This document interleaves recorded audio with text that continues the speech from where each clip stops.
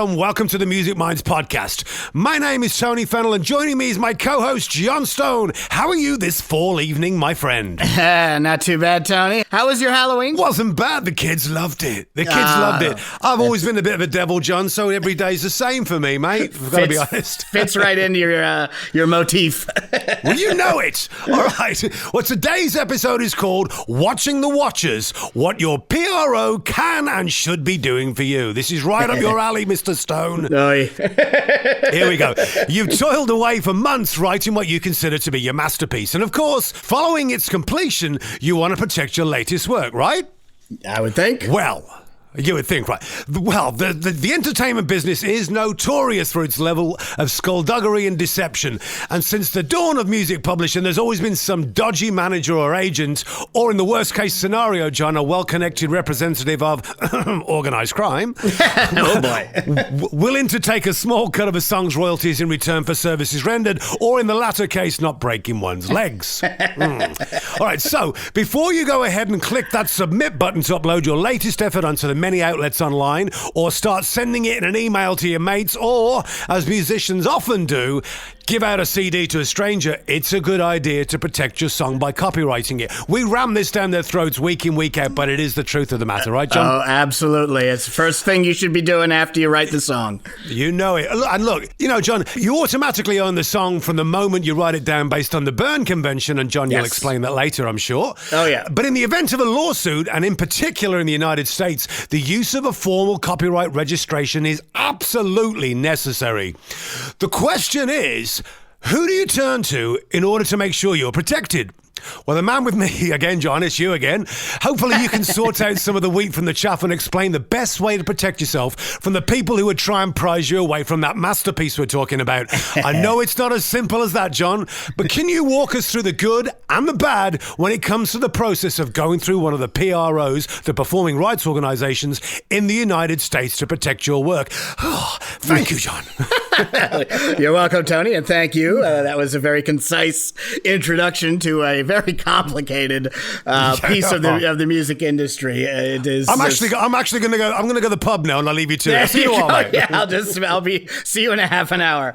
Yeah. So the PROs in the United States, you have actually 4 of them now. I believe we're up to 4. You have ASCAP and BMI, which are the 2 oldest. You have CSAC, which is a newer one, and now you have something called GMR, and we'll talk a little bit about that later with an interesting story of related to ASCAP and one of their former writers now. But with copyright, and as you said, the Berne Convention. So the Berne Convention was done about, I don't know, back when we were young, back in the late 1800s. I like that. 1885, 1886, they put that together. And basically what it said is that everything that is other than actually cinema, which is film, and photography, of all things, all the other creative works are published or copyrighted from, as you said, the moment you write it down, as soon as it is quote unquote fixed to something, a paper or recording or whatnot. And for 50 years after the date of death of the writer, or if you have a couple of writers, the date of death of the last writer. So each writer is protected by copyright until 50 years after they've passed away. But that is just the minimum. It said that individual countries can set longer terms, and this is something I have to deal with all the time at my job, because with an older catalog, and we have a very old catalog, there can be all kinds of changes in copyright law over the course of time in different countries. So the longest term that I know of is Mexico, actually, which has a copyright term of 100 years after the date of death of the writer. But most countries are between 50 and 70 years. So that is where you start. And as we said, when you've written your song, you've got it down, you either have recorded it or if you've just done a little demo of it or whatever, and you want to really be secure, this isn't absolutely necessary. As we said, the Berne Convention says, as soon as you fix it to something, as soon as you write it down, it means that it is copyrighted. But to really be secure in it, you would want to register it with the Copyright Office. Now, where the PROs come in is when you are actually now ready to take that song and go out and perform it or release it, put it onto Spotify, and hopefully get some har radio play, again showing how old we are, or getting it to music supervisors to be in films, or maybe pitching it for an artist to record. You want to have yourself and your song registered with one of the PROs. So if you're based here in the United States, you have those choices: ASCAP, BMI, CSAC, GMR.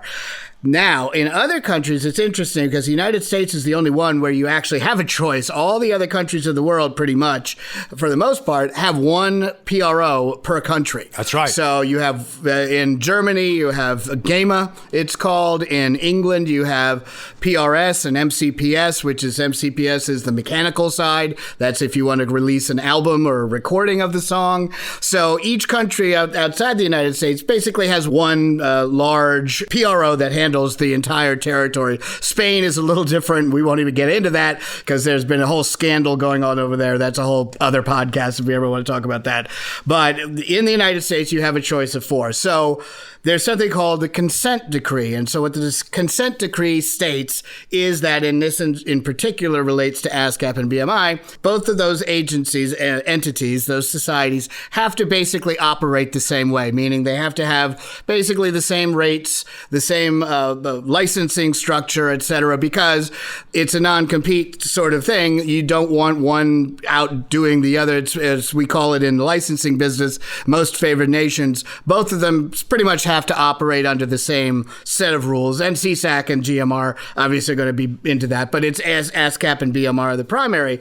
And what the consent rule states is that you, as a member of one of those societies, entrust them to handle your performing rights for you. However, you do have the right to license on your own. So you can do it directly or you can have them do it for you, but those two options are available to you. And so that's what the consent decree is. There have been some back and forth on this as to, what does it really entail, and are ASCAP in particular playing fair with that rule. They actually got busted by the Justice Department a few years ago, had to pay a $1.75 million fine because they actually had entered into exclusive agreements with 150 of their members to do only, so it was just them as opposed to allowing the members to do it themselves. So they got in trouble for that. And so now there's a review going on for the consent decree and for this the entire process by the Justice Department. Make sure it's all right. Yeah. If I can ask you a question as well, John, Yes. and I'm pretty sure you're going to go to this, but Yes. how on earth did we get 4 here in the United States? I mean, I obviously when I first kicked off writing and everything else, it was PRS and that was it.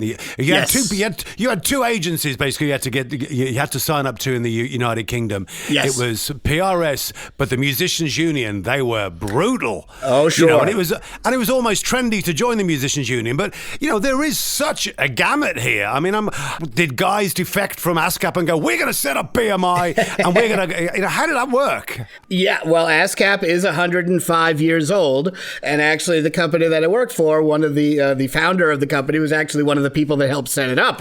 So it's back to the very beginning of time when, and you're absolutely right, writers got together, and for the same thing with PRS actually, and most of the other societies, they got together and said, well, we want to protect our works and we want to make sure that if someone's exploiting it, performing it publicly, we're getting a little piece of that little income out of that. So They did come out of that, and BMI split off from that, and they started doing their own thing. And now more recently, CSAC, who I think one of their biggest people is Bob Dylan, actually, is one of their members. And now that doesn't hurt. Yeah, that's a good catalog to work from. But again, so we have 4 because we are a capitalist country and we have a free market, and the free market allows for these they're not government agencies, and in the other territories as well, they're not, but there's a little bit more of a closer relationship, I would argue, in the other countries countries, UK, Germany, European, and Asian, Jazzrack in Japan, for example, they have a little bit more of a relationship with the government because all the companies and entities in those countries have a better relationship with the government than Americans do. So I think because we are a free market society here in the U.S., this is where 4 of them came from. Now, back in the day, I am actually a member of ASCAP. Full disclosure, everybody. And what I was told in the old days, and whether this is true or not, that was probably just a rumor, it was ASCAP collected more often, but BMI collected and paid out more regularly. Something like that. It was BMI was where all the real musicians went, and ASCAP was where everybody just sort of said, "Oh, I guess it's ASCAP. I'll go there." Now that shows you where my head was in those days. I was like, "Oh, here's another question for you, John." And again, these are questions that I've actually had in my head for a long, long time. Sure. Where's the nearest bar? No. My question is, do PRS have a preferred allegiance? I mean, do they go with ASCAP or do they go with BMI? How does that work? Well, so that's a very good question, actually. So all of the societies have a reciprocal agreement with the other societies around the world. So if something comes out in Germany and GEMA is collecting, they will pay to ASCAP or BMI, depending on who you're with. They will pay to the appropriate society in the United States. And again, that's unfair. That's a fair level. Everybody's being treated equally. So you're absolutely right, because ASCAP isn't scanning around the world. They're only handling the U.S. market and BMI, et cetera. So they rely on these reciprocal agreements. And again, if a European or a foreign artist has their music played in the United States, ASCAP is paying over to their society as well. So, and different societies do different things a little bit. Some of them are able to do a lot more licensing. I know in Japan, they can license for synchronization and mechanical and all of that, all under Jazzrack, which is the society there. But in the United States, it is strictly performance. There are other entities and such that will handle mechanical for you, or you can do that directly, which is, of course, putting out music as an audio file or whatnot. Just what you mentioned briefly there, Tony, about the musicians union. Now, that's the other side of the coin, more related to the master recording side, because we have a union here in the United States that AFM, I believe, the American Federation of Musicians, I believe it's called, and that covers the actual performers, guys that are women that are going in and performing on an album, recording or something like that. Those dues and fees and such related to those artists' performance, that is something separate from just the music playing over a speaker or playing on a television show or something like that. So it's the two sides of the same coin. Yeah. Let me tell you something. Those guys don't mess about. Oh, man. When you're on the wrong side of that agency, when you look at when I was doing some music supervision, when you look at the licenses that come in from, we're not talking about, little pikers here. We're talking about Sony. We're talking about Warner Brothers, everything. On the master side, they have a big paragraph that says, we are not responsible for AFM fees. If AFM comes after you, that's your gig, not ours. We are not covering that. So it's very plain, because AFM, and I actually had one experience where we did have AFM come. They somehow thought we were the licensing party. I was like, no, we're just handling the rights. We'll pass you along. That fee that AFM charged was more than the sync. No. It was because it was a big song, and the big artist. So yeah. What's worrying for people who don't really know what they're doing is because of the big 4. Who do you trust?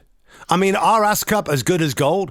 Are BMI, are they both void of ever being sued? Are they both void of ever getting it completely and utterly wrong? Am I wrong here, or no? You're going to tell me I'm wrong, aren't you? That's quite the segue there, Tony. It's almost like you know what I was going to say. Well, I had to. I read earlier on your notes and I went, oh boy, I got to get to that.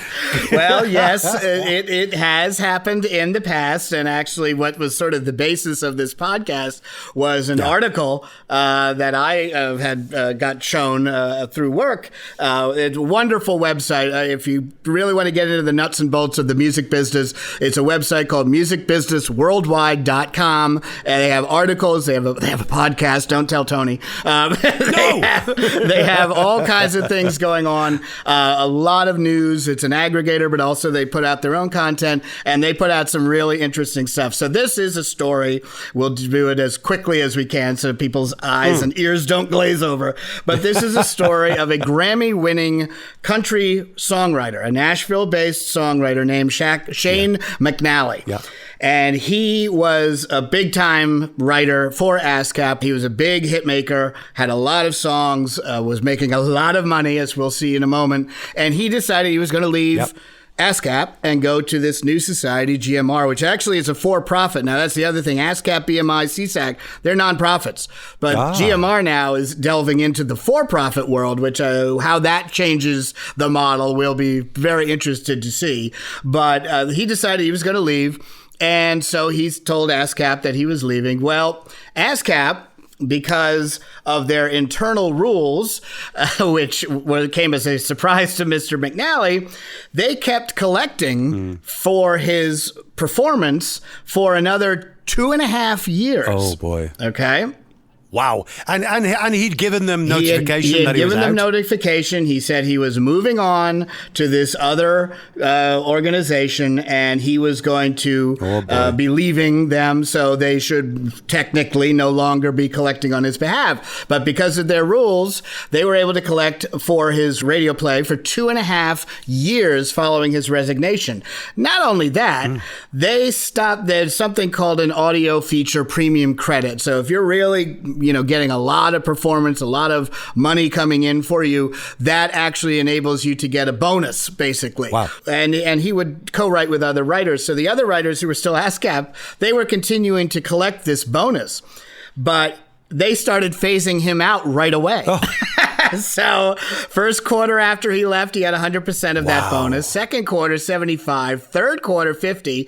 Fourth quarter, 25, nothing from then on. Now, remember, for another 18 months, they're still collecting. So Mr. McNally got a little pissed, pardon the French, and he decided that is not fair. I'm going to go and I'm going to challenge this. So he goes to ASCAP. They say, tough, it's in the rules. And he said, well, I don't know where those rules are. Where are they? Show them to me. And the agreement you sign, you remember when you sign up for a wireless plan or something, it says you have to, or you get a new piece of software and it's like 5,000 pages of, and you just have to click agree at the bottom, just like you said, Tony. When you click agree, be careful. Well, apparently there's a very big rule book from ASCAP, and not a lot of people have access to a lot of that information. So he said, where is this? So he went, challenged them. He said that this phase out that they pulled on him deprived him of $204,000 in royalties that he should have been getting. Wow, come on. Goes to ASCAP, they say forget it. Challenges them on their review board, the ASCAP review board. They look at it, say, nope, the rules say what they say.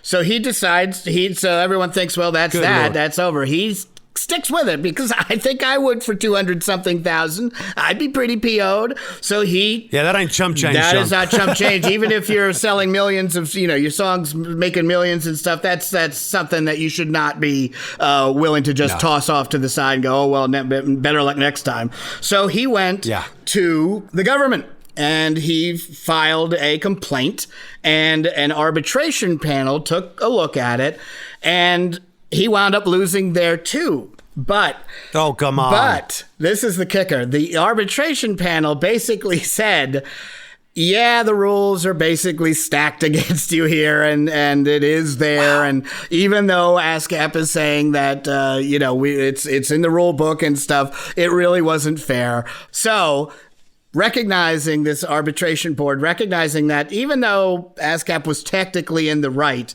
they said that ASCAP really was not a fair player here. They were not above the board on this, and they really treated him poorly. That the ASCAP review board, because it's basically, you go and say, hey, you owe me money. You ask the party to judge it. Who do you think they're gonna judge for? The ASCAP's gonna find in their favor. So that didn't fail. Joe, are you sure L. Ron Hubbard didn't form ASCAP? I wonder, right? The Church of Scientology / ASCAP. In a prior iteration. So this review You can never leave, John. You can never leave. Exactly.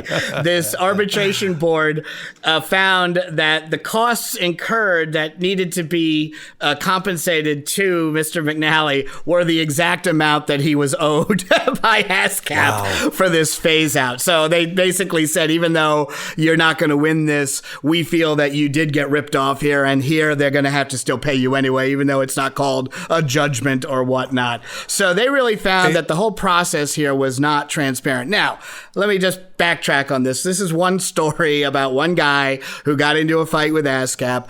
The problem here is that ASCAP then, they put fine print into their rules and said that the review board, their rulings are now confidential. So what people were able, because of other legislation that's recently gone through, people were actually able to see this whole process and look into it, which is what the person who wrote this article did. Yeah. Now they're going to make it confidential. So these types of things can't be just thrown out there so everybody sees their dirty laundry and stuff.